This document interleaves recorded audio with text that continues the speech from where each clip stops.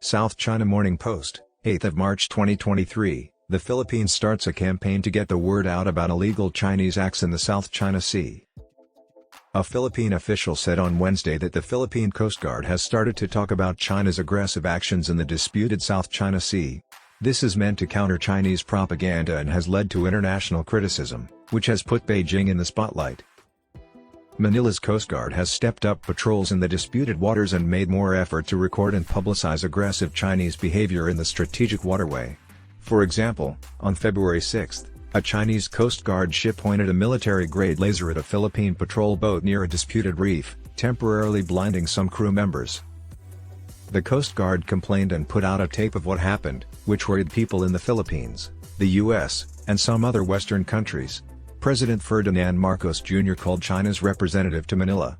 He said later that the Philippine military had shifted from fighting Muslim and communist insurgents and other internal threats to protecting the country from outside threats. This is because of long-simmering territorial disputes in the South China Sea. I want to emphasize that the best way to deal with Chinese gray zone activities in the West Philippine Sea is to expose them, said Coast Guard Commodore J. Terriella.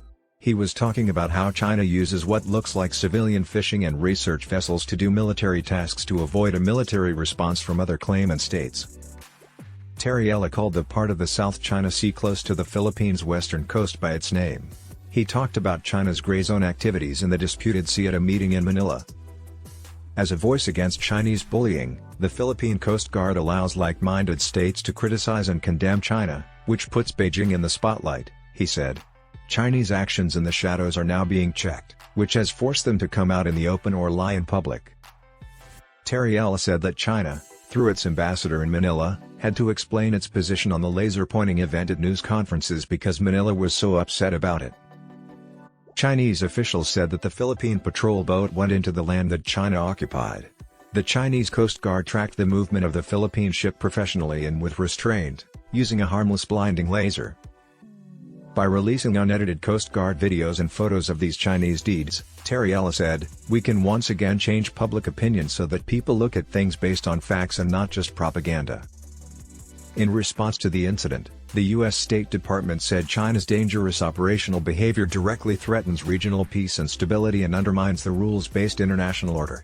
It warned again that it would protect the Philippines, a treaty partner, if Filipino troops, planes, or ships were attacked in the South China Sea. Raymond Powell, a retired U.S. Air Force colonel who has studied China's strategies, praised the Philippine Coast Guard for trying to get the word out about what China is doing in the South China Sea. However, he warned that China would pressure the Philippine government to stop making so much trouble and stop releasing things. China claims almost the whole South China Sea, which puts it in conflict with countries like the Philippines, Vietnam, and Malaysia. Even though former Philippine President Rodrigo Duterte and his successor, Marcos Jr., toured Beijing and met with President Xi Jinping in January, tensions have stayed high. This has led to the Philippines and the U.S. strengthening their military alliance.